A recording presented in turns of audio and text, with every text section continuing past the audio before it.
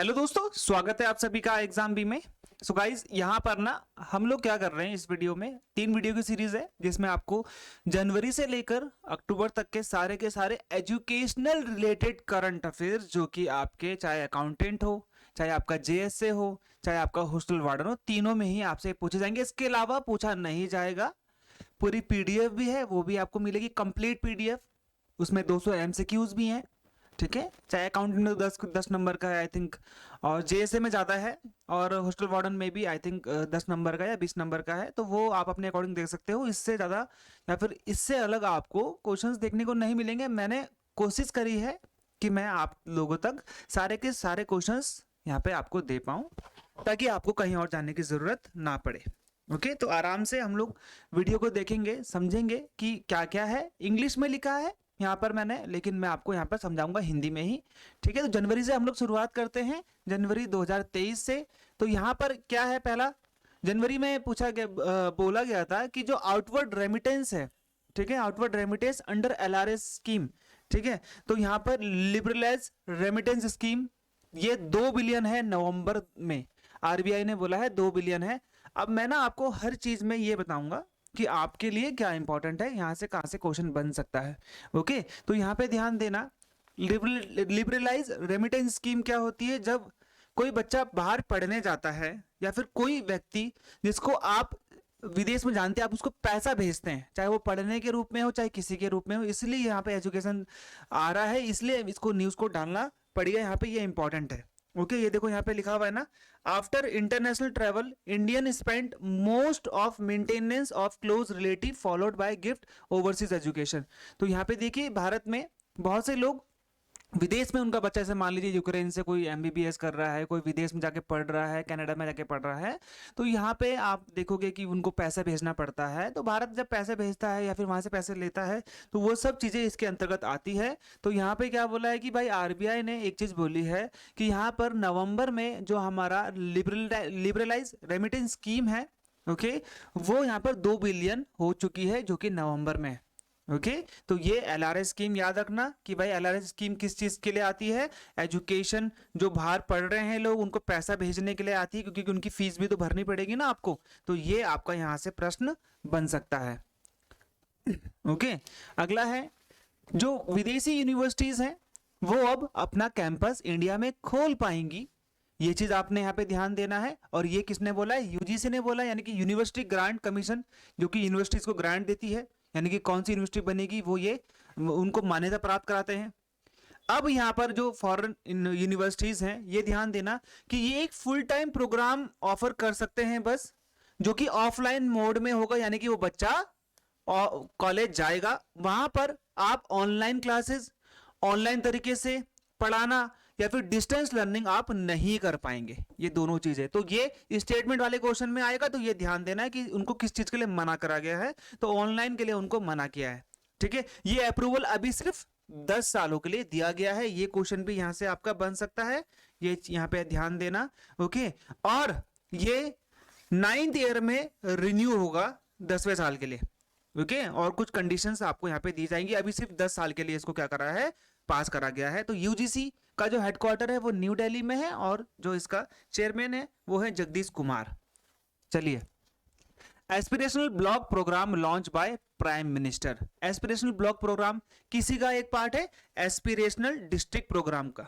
Aspirational महत्वाकांक्षी जिला कार्यक्रम भी बोल सकते हो आप इसको, ऐसे आता है, बहुत इंपॉर्टेंट। तो पीएम ने ये एस्पिरेशनल ब्लॉक प्रोग्राम भी लॉन्च करा है, ताकि वो क्या कर सकें कि जो डेवलपमेंट के पैरामीटर्स हैं उनको यहाँ पर देख सके कि हम कहाँ पे पीछे हट रहे हैं। ओके, तो यहाँ पर ये एक एनवायरनमेंट ऐसा देता है, ये एक ऐसा होलिस्टिक डेवलपमेंट आपको देता है, जहां पर उसकी एजुकेशन, जहां पर हम लोग ये सुनिश्चित कर पाए कि बच्चा अच्छे तरीके से आगे बढ़ पा रहा है, समाज अच्छे तरीके से आगे बढ़ पा रहा है, वो यहाँ पर इस तरीके से बात करेगा। और यहाँ पर अभी वर्तमान में जो हमारे 31 राज्य हैं और यूनियन टेरिटरीज हैं, उसमें 500 से ज्यादा डिस्ट्रिक्ट को ये कवर करेगा।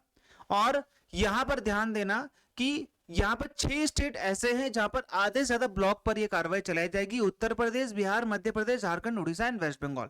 ओके, तो ये ध्यान देना, जहां पर एजुकेशन पे भी फोकस करा जाएगा एस्पिरेशनल ब्लॉक प्रोग्राम के अंतर्गत। मास्टर कार्ड ने girls for tech program promote करने के लिए क्या करा है, पर्टिकुलरली अपनी जो स्कीम है उसको आगे बढ़ाई है। तो यहाँ पे ध्यान देना, मास्टर कार्ड आपको पता है ना, ये यूएस की कंपनी है। मास्टर कार्ड के अजय बांगत है जो अभी वर्ल्ड बैंक के क्या बन चुके हैं, प्रेसिडेंट बन चुके हैं। तो यहाँ पर मास्टर कार्ड वही है, अजय बांगा, इसके पहले भारतीय ही थे। अब यहाँ पर इन्होंने एक नया फेज चलाया है जिसे हम बोलते हैं गर्ल्स फॉर टेक प्रोग्राम। तो यहाँ पे याद रखना कि गर्ल्स फॉर टेक प्रोग्राम किसने चलाया है, तो वो यहाँ पे मास्टर कार्ड ने चलाया है। जो यहाँ पर 10,800 गर्ल्स जो कि 30 गवर्नमेंट स्कूल में पढ़ रही है सिर्फ तमिलनाडु में, ये सिर्फ उन्हीं के लिए है। तो ये सिर्फ किसके लिए है, तमिलनाडु के लिए। ये एग्जाम में बन सकता है कि गर्ल्स फॉर टेक प्रोग्राम किसके लिए है, तमिलनाडु के लिए है। अब ये जो प्रोग्राम है मास्टर कार्ड फंड करेगा भाई, ठीक है। और यहां पर क्या होगा कि एडिशनल 1 लाख फीमेल स्टूडेंट जो होंगी कंट्री में, उन तक ये चीजों को पहुंचाया जाएगा 2024 तक। ओके और स्टेम का फुल फॉर्म आपसे पूछ सकते हैं, science technology engineering and mathematics, जिसे हम स्टेम बोलते हैं। स्टेम एजुकेशन, आप इसको ध्यान देना, science technology engineering and mathematics education. Okay और ये अभी वर्तमान में क्या हो रहा है, सिर्फ तमिलनाडु स्टेट के लिए है। तीसरा बैच फ्लैगशिप वैल्यूएशन कोर्स का यहां पर स्टार्ट हो गया है। तो Indian institute of corporate affair, जिसे हम बोलते हैं IICA, ये एक थिंक टैंक है, यानी कि एक ऐसी बॉडी है जो कि भविष्य के लिए कार्य करती है, जो कि मिनिस्ट्री ऑफ कॉर्पोरेट अफेयर्स के अंतर्गत आती है। तो पहला प्रश्न आपसे बन सकता है भाई, Indian institute of corporate affair किसके अंतर्गत आती है। तो यहाँ पे ध्यान देना, इन्होंने अपना 3rd बैच लॉन्च करा है, IICA वैल्यूएशन सर्टिफिकेट प्रोग्राम, जिसे हम बोलते हैं IVCP। तो इसका फुल फॉर्म आपसे पूछा जा सकता है। ओके ये एक एजुकेशन प्रोग्राम है जहां पर आपको बहुत सारी चीजें सिखाई जाएंगी। यहाँ पे आपको कॉर्पोरेट अफेयर्स के बहुत सारी चीजों के बारे में बताया जाएगा और यहाँ पे आपको एक अच्छी बेहतर अंडरस्टैंडिंग दी जाएगी अलग अलग पर्सपेक्टिव में। वैल्यूएशन एंड नॉलेज आपको दी जाएगी, वैल्यू नॉलेज। ओके और यहाँ पे आपको एप्लीकेशंस का, जो कि वहां पे एप्लीकेशंस होती है, उसका करेक्ट, उसका सही तरीके से इस्तेमाल कैसे होता है उसके बारे में यहाँ पे आपसे बताया जाएगा। इसका हेडक्वार्टर कहां पर है, IICA का, यह है मानेसर में। और डायरेक्टर जनरल कौन है, अभी CEO भी बोलते हैं, प्रवीण कुमार इसके हेड हैं। पढ़ो प्रदेश स्कीम को डिसकंटिन्यू कर दिया गया है माइनॉरिटी स्टूडेंट्स के लिए। माइनॉरिटी स्टूडेंट कुछ भी हो सकते हैं जो कि माइनॉरिटी के अंतर्गत आते हैं। तो ये जो स्कीम है किस मिनिस्ट्री के अंतर्गत आती है, ध्यान देना, मिनिस्ट्री ऑफ माइनॉरिटी अफेयर्स के अंतर्गत आती है। तो ये एक क्वेश्चन बन सकता है। अब इन्होंने पढ़ो प्रदेश स्कीम जो कि एक माइनॉरिटी कम्युनिटी के लिए है, इसके लिए यहाँ पे इन्होंने इसको बैन कर दिया कि भाई अब माइनॉरिटी स्टूडेंट्स के लिए ये स्कीम नहीं होगी। जो बच्चे माइनॉरिटी कम्युनिटी से बिलोंग करते थे, अब उनको इस चीज की सब्सिडी नहीं दी जाएगी, क्योंकि जो माइनॉरिटी स्टूडेंट जैसे मुस्लिम्स माइनॉरिटी में आते हैं, जैन पारसीज वो सब माइनॉरिटी में आते हैं, उनके बच्चे अगर एजुकेशन लोन लेते थे तो उनको इंटरेस्ट पे यहाँ पर सब्सिडी मिलती थी। तो यहाँ पर जो स्टडी अब्रॉड, ठीक है, वहां पे जाने के लिए उनको लोन लेने में सब्सिडी मिलती थी, अब वो नहीं मिलेगी।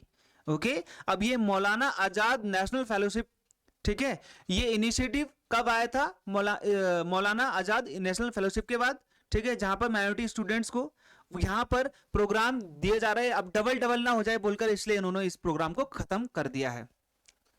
भारत का पहला भारत में ही बना हुआ भारत OS, जिसे हम बोलते हैं भारत ऑपरेटिंग सिस्टम, जैसे विंडो किसका है, माइक्रोसॉफ्ट का है ना ऑपरेटिंग सिस्टम कंप्यूटर में, उसी प्रकार से भारत का एक सक्सेसफुली खुद इनबिल्ट हमने पहला भारत OS बनाया है जो कि IIT मद्रास का है।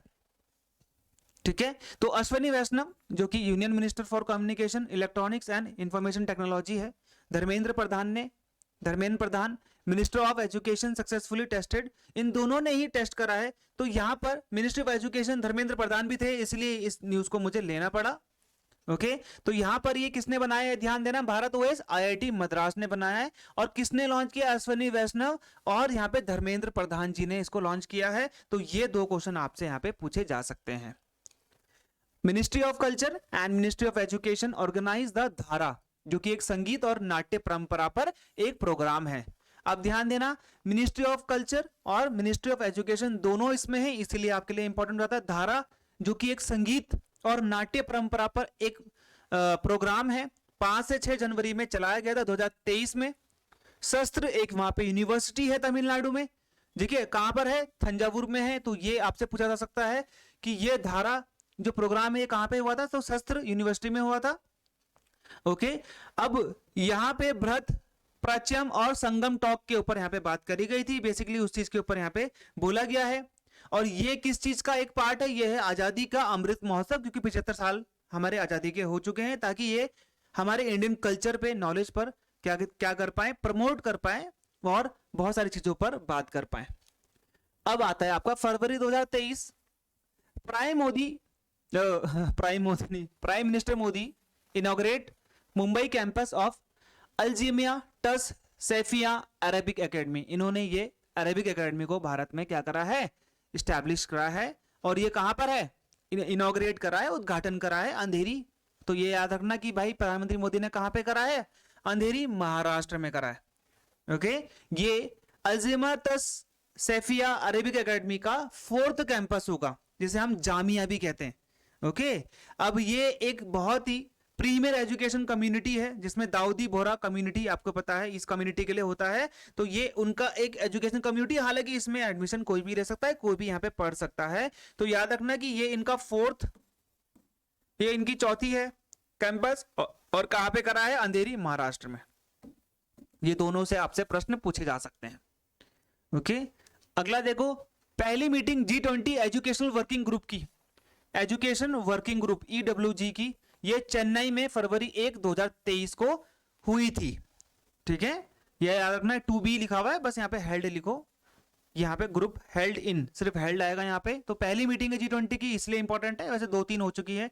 चेन्नई में होगी, कहां पे होगी ये ध्यान देना, पहली मीटिंग चेन्नई में हुई थी, ये ध्यान देना, जहां पर हम लोग टेक्नोलॉजी, हायर एजुकेशन और इंक्लूसिवनेस के ऊपर बात करेंगे कि भाई भारत में क्या क्या चीजें होनी चाहिए, विश्व स्तर पर हम लोग कैसे इस चीज को आगे बढ़ा सकते हैं।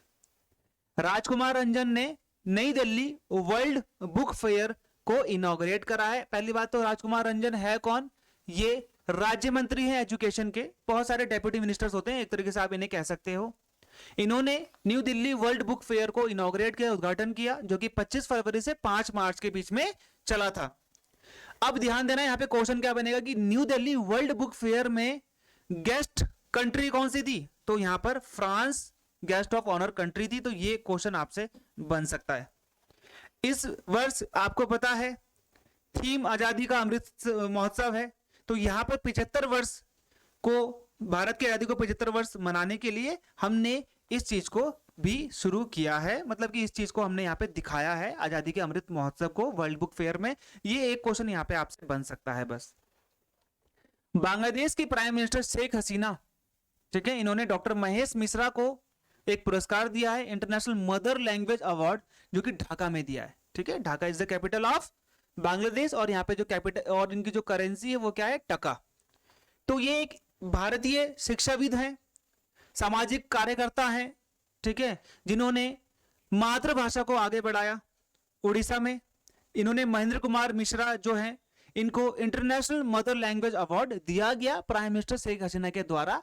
अब ये अवार्ड ना बांग्लादेश का नहीं है, ये अवार्ड बेसिकली किसका है, ये अवार्ड है किसका, यहाँ पे मैं बताता हूँ, यूनेस्को ने इसको 2021 में बनाया था, ताकि वो मातृभाषा को आगे बढ़ा पाए। ये चीज आप यहाँ पे ध्यान देना। मुझे लगता नहीं कि आप लोग को प्रॉब्लम हो रही होगी, इंग्लिश में लिखा है, लेकिन मैं हिंदी में पूरा समझा रहा हूं आपको। ठीक है, अब आ जाते हैं हम लोग मार्च 2023 में। मार्च 2023 में अगर हम लोग आते हैं तो यहाँ पे दिख जाएगा आपको एक एग्जीक्यूटिव एमबीए। एग्जीक्यूटिव एमबीए क्या होता है, जैसे मैं कार्यरत हूं अभी एक प्राइवेट संस्थान में, तो अगर मैं एक एमबीए करना चाहता हूं किसी एक मैनेजमेंट इंस्टीट्यूट से, तो मैं एग्जीक्यूटिव एमबीए कर सकता हूं। इसमें 4 साल का एक्सपीरियंस मांगा जाता है, आप किसी जगह कार्यरत होना मांगा जाता है, फिर आपको यहाँ पे जीमैट का एग्जाम होता है, आपको वो क्लियर करना पड़ता है, तब जाके आप एग्जीक्यूटिव एमबीए कर पाएंगे कॉर्पोरेट अफेयर और मैनेजमेंट में। तो I Indian institute of corporate affair, इससे पहले भी इसका नाम आ चुका है, ठीक है, माने सर आपको बताया था मैंने। तो और IIM जम्मू ने मिलकर एक प्रोग्राम लॉन्च किया है, जिसे हमने बोला एग्जीक्यूटिव एमबीए। इसे हर कोई नहीं कर सकता, इसे सिर्फ वही कर सकता है प्राइवेट संस्थान में कार्यरत है। ओके, तो इन्होंने कौन सा प्रोग्राम लॉन्च किया है, MBA in corporate affair and management. तो IIM जम्मू से याद रखना कि भाई किसने समझौता किया है, पहला क्वेश्चन यहाँ पे आपका IIM जम्मू बन गया। यहां पर ये क्या करेंगे, कॉर्पोरेट सेक्टर के इश्यूज, ठीक है, और बहुत सारी चीजें जो होती हैं पढ़ने लायक, उसको यहाँ पर इन चीजों पर बताया जाएगा, इस कोर्स में बताया जाएगा। तो यहाँ पे कौन कौन है, Indian institute of corporate affair और IIM जम्मू ने मिलकर इस कोर्स को लॉन्च किया है। अब तमिलनाडु गवर्नमेंट ने एक डेबिट कार्ड लॉन्च किया है। को ब्रांडेड का मतलब क्या होता है, जैसे एक ऐसा क्रेडिट कार्ड, यहाँ पे तमिलनाडु गवर्नमेंट लिखा होगा, यहाँ पे बैंक ऑफ बड़ौदा लिखा होगा, तो इसे बोलते हैं को ब्रांड, दो ब्रांड है। तो बैंक ऑफ बड़ौदा ने तमिलनाडु के साथ मिलकर एक रुपए प्लैटिनम कार्ड लॉन्च किया है। डेबिट कार्ड क्या होगा, जहां पर आप पैसे सिर्फ निकाल सकते हैं। क्रेडिट कार्ड वो जहां पे आपको पैसे दिए जाते हैं लोन पे खर्च करने, जिसे आपने बाद में चुकाना होता है। अब ये स्टेट गवर्नमेंट की एक, तमिलनाडु स्टेट गवर्नमेंट की एक स्कीम है, जिसे हमने बोला है Pudhumai pen scheme, Pudhumai pen scheme, ठीक है, स्टेट गवर्नमेंट की। उसको यहां पर क्या करा है, उनके बेनिफिशियरीज के लिए फायदा पहुंचाने के लिए ये को ब्रांडेड एक तरीके से डेबिट कार्ड उसको लॉन्च किया है। ये गवर्नमेंट की स्कीम है एक, ठीक है, जहां पर जो गर्ल्स हैं उनका रेशियो बढ़ाने, किस चीज के लिए, ताकि वो गवर्नमेंट स्कूल से हायर एजुकेशन तक पहुंच पाए। होता क्या है कि जो लड़कियां हैं वो सिर्फ क्या कर लेती हैं, सरकारी स्कूल से 12th कर लिया या फिर बेसिकली उनकी वही रह पाती है। तो हम लोग ये कोशिश करेंगे, तमिलनाडु गवर्नमेंट की ये कोशिश रहती है यहाँ पे इस स्कीम के अंतर्गत, कि जो बच्चियां हैं, जो लड़कियां हैं, वो 12th के बाद तक हायर एजुकेशन पढ़ने के लिए हायर इंस्टीट्यूट में जा सके। ओके, तो उस रेशियो को बढ़ाना है। यहाँ पर बहुत से लोग छोड़ देते हैं उसके बाद।